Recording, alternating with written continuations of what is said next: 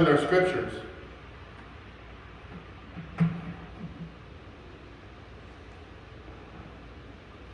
You see, I chose that psalm because Matthew, he talks about the burdens, people's burdens.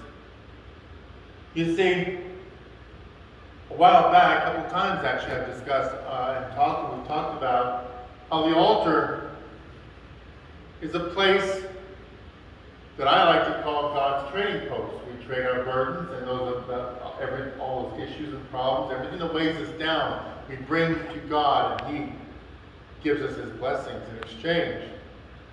But Matthew adds a little more to that. He does more than that. You see, many people get the misconception about Christianity, and that's what bothers them. It's why they stay away from organized religion. Because they have issues with Christianity. Because, one, it's contradiction. It is contradictive in many aspects, in many ways. Jesus, as well as God, not only talks about His wrath and anger when we disobey or sin, but His grace and His love. And many people overlook that part of it. And they see the wrath of God gets angry at people because they don't do what they are called or what they are told to do. And it's been that way ever since the very first sin that Adam and Eve had committed.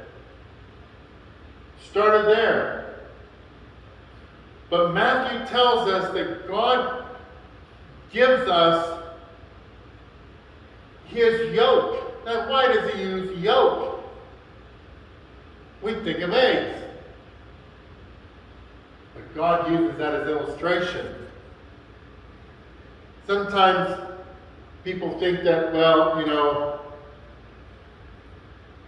Jesus died for my sins, I'm free, now I can do what I want. Now I'm free completely. But that's not the case.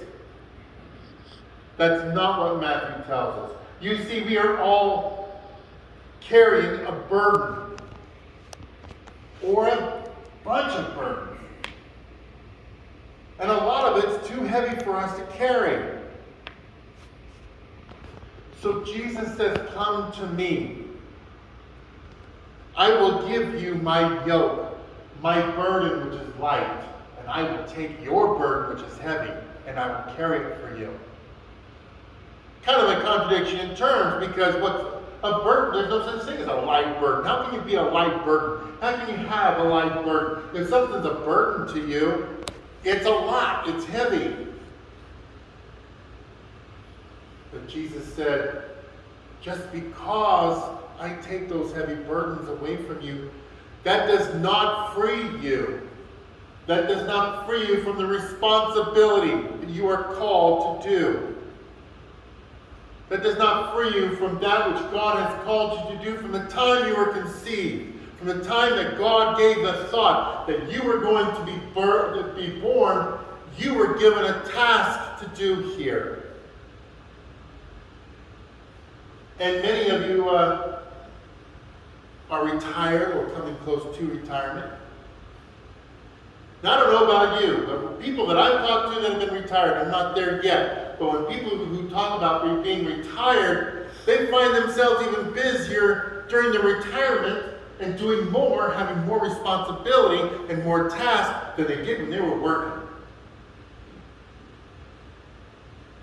It's more responsibility to them because now, even more so, they aren't restricted by time frame.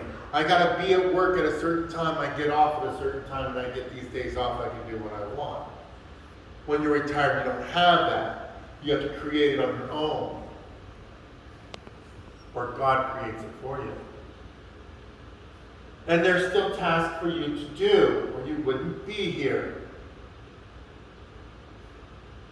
But Matthew goes into several explanations.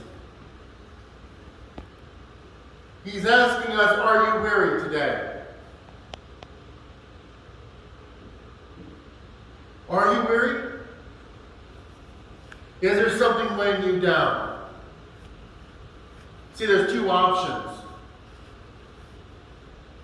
that we have that's given to us to get true rest. Because Jesus said, come to me and I will give you rest. But people misconceive that. They misunderstand that. They think, oh good, God's going to give me rest. Or people think, well, I'll rest when I'm dead. That's not what Christ is saying. This is not rest when you're dead. This is rest while you're living. This is life giving you rest, not death. You have rest while you're living so that you don't have to carry that burden with you when you are gone and your time to go take that journey into heaven. That burden doesn't come with you. Christ does.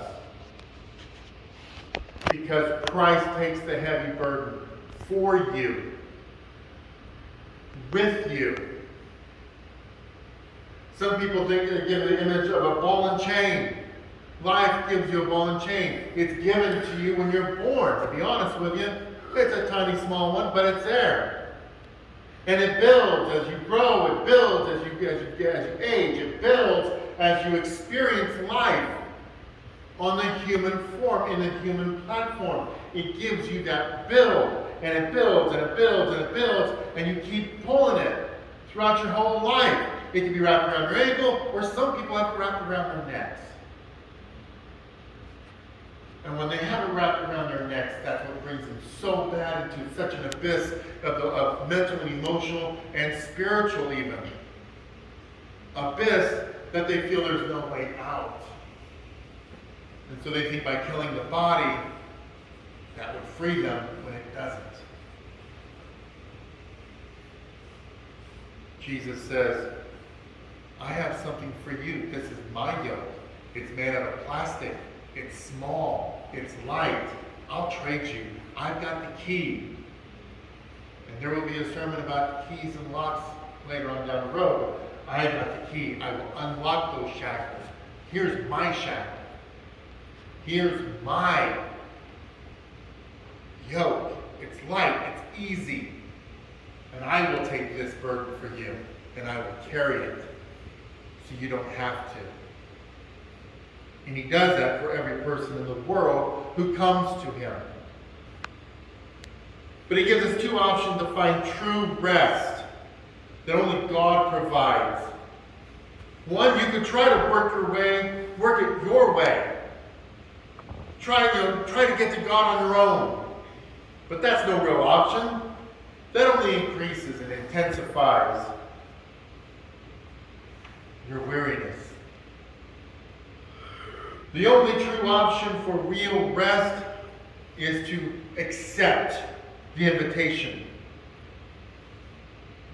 God is inviting us to accept his yoke, to accept his rest. It's a spiritual rest. So that when life comes down on you, God takes it. And he gives back to you what you can handle. That's where the altar comes in. He takes the weight off of you and gives you back what you can handle. He says, come to me, all who labor and are heavy laden. I will give you rest. Take my yoke upon you.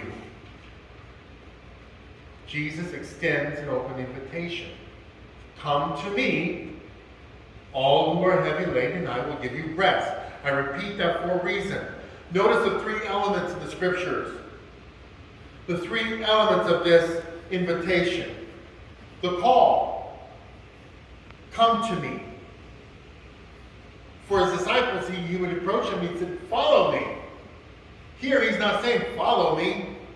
Come to me. Because you can't follow Christ if you don't come to him first. You've got the condition. The condition that Christ will take and really alleviate and relieve you of your heavy burden and carry it for you. The consequence, you get the rest. Spiritual rest. It's not talking about physical rest. It's not talking about mental rest. That comes different. If you're not restful and resting spiritually, you cannot be restful mentally, emotionally, or physically, because the spiritual is down deeper and everything else evolves around it. And everything else is affected by it. I like an analogy that I had heard this online once. And it was about this guy said, I love elevators. He said, I love elevators. You walk up, you go into, you're invited into the lobby, you come up into the lobby, and all you gotta do is push the button. Elevator does all the work. You push the button, the elevator opens, you step in, and you can talk to people, you can talk on your phone if you want, you can talk to yourself, that's going to make you feel better. You can do anything you want, the elevator takes you where you want to go. And many people see that as, they follow their Christian faith the same way, like an elevator. They think all they got to do is push the button and God will do the rest. Just sit back and let God take over and do the work. And Jesus is saying, no, I don't do the elevator thing. If you want to follow me, you got to take the stairs. You got to take the stairs. And we don't like the stairs because that's a lot of work. We don't want to take and do the work that we have to do to follow Christ and to come to Christ, because He makes us take the stairs. Gets us where we need to go. But not only does it get us where we need to go in following Christ, not only do we have to do our part in doing the work, but it builds strength. Taking God's stairs. Spiritual strength from within. Doing our part. Fulfilling our responsibility as God's people. And not leaving it all up to God. That's where the adage, God helps those who help themselves, comes into play. If you're going to come to Christ, plan to do the work that He calls you to do. It's not a sense of freedom. Oh, you can be free of your sin. This is true. But it doesn't come without a little work and a lot of responsibility. Because people see Christ in each one of us. And sometimes we're the only church that people experience. And oftentimes it's because they want their own freedom. And they think that they're free. And they don't understand that they're carrying all the burden of their lives. And when it gets to be too much for them, they don't know what to do. And so they're going to need us to explain to them and to teach them what Christ has taught us. Come to Christ.